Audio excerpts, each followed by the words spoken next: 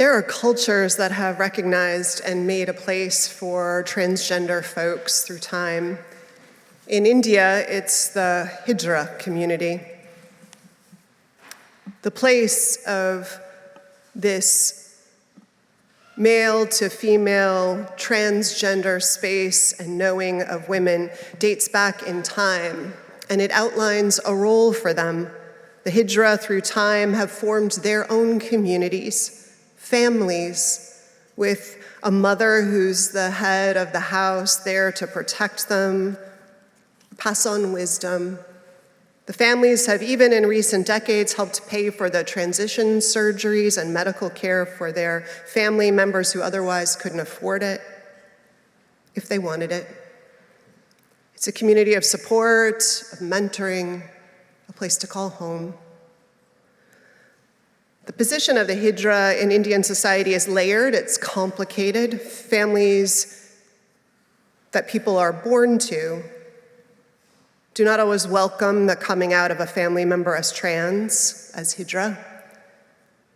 There are very few ways to earn a living for folks who are members of that community, and the ways are often exploitative. Yet the Hijra have this other status that's ancient and grounded in sacred story. They are considered the givers of blessings. A. Revati, an Indian activist for Hijra rights and a Hijra herself, writes about this in her memoir, Truth About Me. If you want stories about Hijras, there are hundreds of tales I can tell you. But for now, I'll tell you just this one. You must have heard of Ramayanam, Mahabharatam, and all that. Well, when Rama went off on exile for 14 years, his subjects, both men and women, came to see him off to the forest. They walked with him to the forest's edge and would have accompanied him further inside when he told them, "All of you, men, women, and children, go back to your houses. I'll complete my 14 years of exile and return to rule over you." So everyone left, men, women, and children. But a group of people stayed back, and there they remained at the forest rim for 14 years until Rama came back. Astonished, he asked them, "Who are you? Why haven't you gone back to your homes in the city?" They replied, "Swami, we belong neither to mankind nor to womankind.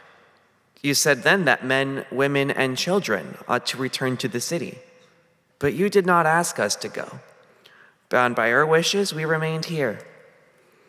Rama was so astounded and moved by their sincerity that he granted them a boon. "Whatever you speak will be true. Your words will come true." So from that day onwards, people here have believed that a Hidra's word will come true and think of us as godly beings. They hold that it is good to start the day by saying a Hijra. Those who run businesses think that the day will go well for them if they give us money and earned our blessings. Since this Hindi country respects us so much, we must behave in a manner that is worthy of that respect. To this day, a Hindu wedding and a baby blessing isn't complete without their presence, and treasured are the songs and blessings of a Hijra.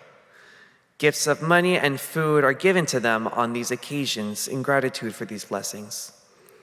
To this day, India recognizes a third gender on official papers in society as a way to honor the Hijra.